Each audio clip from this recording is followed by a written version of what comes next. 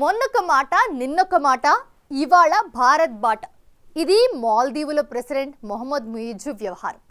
భారత్ను బూచీగా చూపించి మాల్దీవుల ఎన్నికల్లో గెలిచిన ముయిజ్జు కొంతకాలం చైనా చంకనెక్కి కూర్చున్నారు. కొద్ది కాలంగానే అసలు విషయం బోధపడి యూటర్న్ తీసుకున్నారు. ఆయన పొగరు దిగి కాళ్ల బేరానికి వచ్చారు. ఆదుకోండి మహాప్రభు అంటూ భారత్ పర్యటన చేపట్టారు. అసలు మాల్దీవుల ప్రెసిడెంట్ యూటర్న్ ఎందుకు తీసుకున్నారు? మాట మార్చిన ముయిజ్జు భారత్ నుండి ఏం ప్రయోజనం ఆశిస్తున్నారు? ఈ పర్యటనతో ఇరు దేశాల మధ్య పరిణామాల్లో ఏదైనా మార్పు ఉంటుందా? భారత్ మాల్దీవుల సంబంధాలు బలోపేతమైతే ప్రయోజనం ఎవరికి?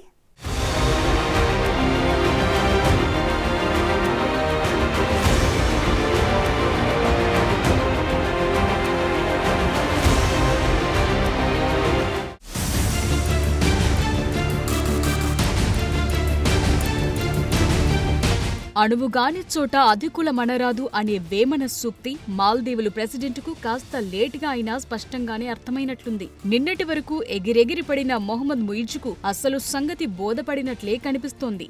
గతేడాది నవంబర్లో మాల్దీవుల అధ్యక్షుడిగా గెలిచిన ముయిజ్జు కొత్తలో తెగ దూకుడు ప్రదర్శించారు. ఎన్నికల ముందు నుండి భారత్కు వ్యతిరేకంగా తమ దేశంలో క్యాంపెయిన్ చేసి అధ్యక్షుడయ్యారు. మాల్దీవుల్లో భారత్ పెత్తనం ఎక్కువైందని మాల్దీవుల ప్రజలకు ఎక్కించి ఎన్నికల్లో ఘన విజయం సాధించారు. అయితే ఈ వ్యతిరేకత వెనుక ఎంత నష్టముందో తరువాతి కాలంలో బోధపడింది. భారత్తో వైరం దేనికి దారితీయగలదో అంచనాకొచ్చారు. డేంజరస్ డ్రాగన్ కంట్రీని నమ్ముకుంటే వచ్చే అనర్థాలేంటో కూడా అర్థం చేసుకున్నారు. మొత్తానికి కాళ్ల బేరానికి దిగారు. అధ్యక్షుడైన తరువాత మొదటిసారి ద్వైపాక్షిక చర్చల కోసం భారత్ పర్యటన చేపట్టారు. గతంలో ప్రధాని మోదీ మూడోసారి ప్రమాణ స్వీకార కార్యక్రమానికి ముయిజ్జు భారత్ సందర్శించినప్పటికీ ద్వైపాక్షిక చర్చలకు రావటం మాత్రం ఇదే తొలిసారి. అక్టోబర్ 6 నుండి 10వ తేదీ వరకు మాల్దీవులు అధ్యక్షుడు మొహమ్మద్ ముయిజ్జు భారత్లో పర్యటిస్తున్నారు.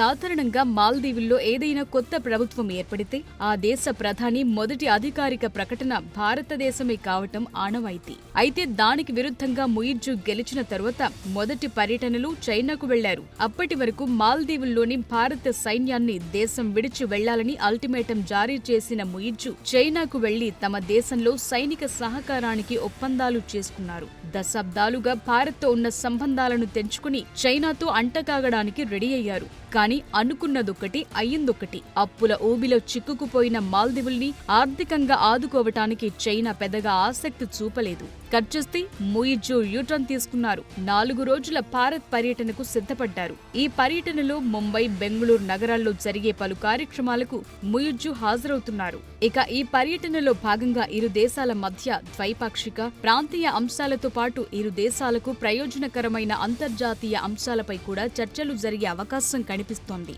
ముఖ్యంగా మోదీ ప్లాన్ చేసిన సాగర్ విధానంపై కూలంకషంగా చర్చించనున్నారు. ఈ విధానంలో భాగంగా ప్రాంతీయంగా అందరికీ భద్రత, అభివృద్ధిపై మోదీ దృష్టి పెట్టనున్నారు.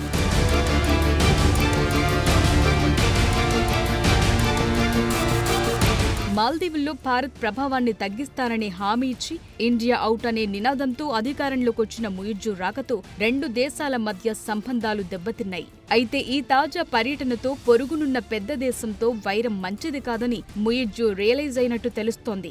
ఎందుకంటే సెప్టెంబర్లో మాల్దీవుల దగ్గరున్న విదేశీ మారక నిల్వలు $440 మిలియన్ మాత్రమే. ఇవి మహా అయితే 45 రోజులు దిగుమతులకు సరిపోతాయి.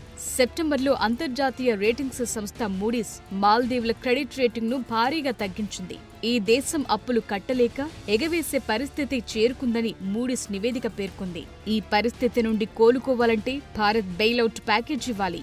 అప్పుడే మాల్దీవుల విదేశీ మారక నిల్వలు పెరగటానికి ఛాన్స్ ఉంది. అందుకే తమ దేశాన్ని ఆర్థికంగా నిలబెట్టుకోవటం కోసం ముయిజ్జుకు మోదీ సహకారం చాలా అవసరమయ్యింది.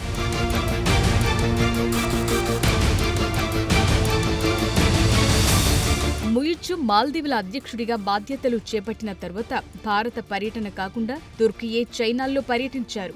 2024 జనవరిలో ముయిజ్జు చైనా పర్యటనకు వెళ్లటం దౌత్యపరంగా భారత్ను నిర్లక్ష్యం చేయటమే అని నాడు విశ్లేషకులు భావించారు.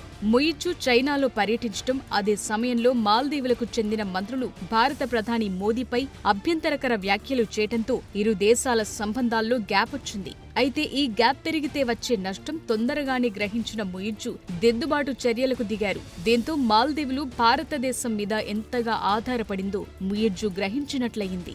మాల్దీవులకు భారత్ సహకారం మరే ఇతర దేశం భర్తీ చేయలేదన్నది ముయిజ్జుకు తెలిసొచ్చింది. నిజానికి ముయిజ్జు భారత పర్యటన ఎజెండాలో ఆర్థిక ప్యాకేజీ అంశముందన్న విషయాన్ని భారత ప్రభుత్వం కానీ మాల్దీవుల ప్రభుత్వం కానీ అధికారికంగా ధృవీకరించలేదు.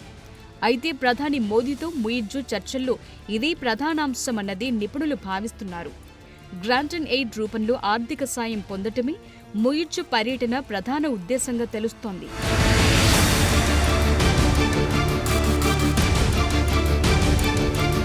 క్షీణించిన విదేశీ మారక నిల్వల్ని పెంచుకునేందుకు మాల్దీవ్స్ సెంట్రల్ బ్యాంక్ $400 మిలియన్ మార్పిడి ఒప్పందం కోసం ఎదురు చూస్తోంది. ఇది జరగాలని ముయిజ్జు కోరుకుంటున్నారు. మాల్దీవుల రుణభారం 2025లో $600 మిలియన్, 2026 నాటికి $1 బిలియన్ చేరొచ్చు. దీని ప్రకారం చూస్తే ప్రస్తుతం విదేశీ మారక నిల్వలు తక్కువగా ఉన్నాయి. మాల్దీవుల ప్రభుత్వ రుణాలు సుమారు $8 బిలియన్. ఇందులో భారత్, చైనా దేశాలకు చెరో $1.4 బిలియన్ చెల్లించాల్సి ఉంది. ఇక ఇటీవల 5 ఏళ్ల పాటు ఈ రుణ చెల్లింపులను వాయిదా వేయటానికి చైనా గ్రీన్ సిగ్నల్ ఇచ్చినట్లు ముయిజ్జు వివిధ సందర్భాల్లో చెప్పినా చైనా నుంచి ఆర్థిక సహాయం అందలేదు. ఇక ఈ కష్టకాలంలో మాల్దీవులను రక్షించేందుకు ఇతర ఏ దేశం ముందుకు రాకపోవడంతో భారత్తో దెబ్బతిన్న సంబంధాలను చక్కదిద్దటానికి ముయిజ్జు ఇప్పుడు భారత పర్యటనకొచ్చారు. ఇందులో మాల్దీవులకు తగ్గిన భారత పర్యాటకుల సంఖ్యను పెంచడం, మోదీపై వివాదాస్పద వ్యాఖ్యలు చేసిన సీనియర్ నేతల తీరుపై వివరణ ఇవ్వటం లాంటి అంశాలు కూడా చర్చించే అవకాశం కనిపిస్తోంది.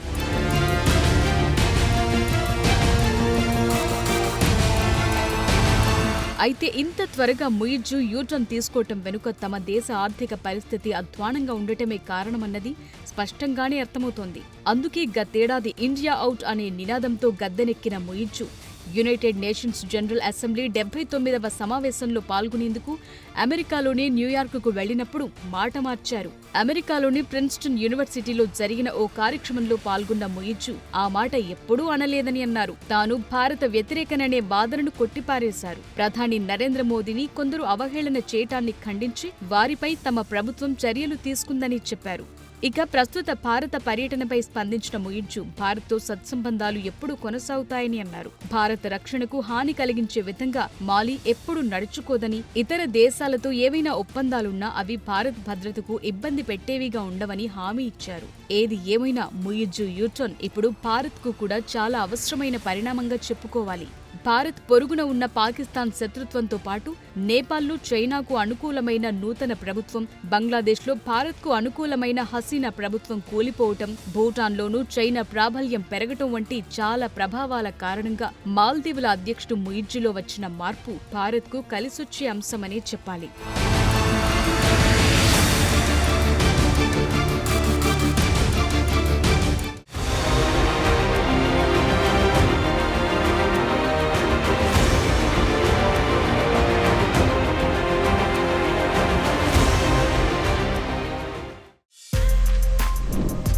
For more videos like this, subscribe Big TV channel.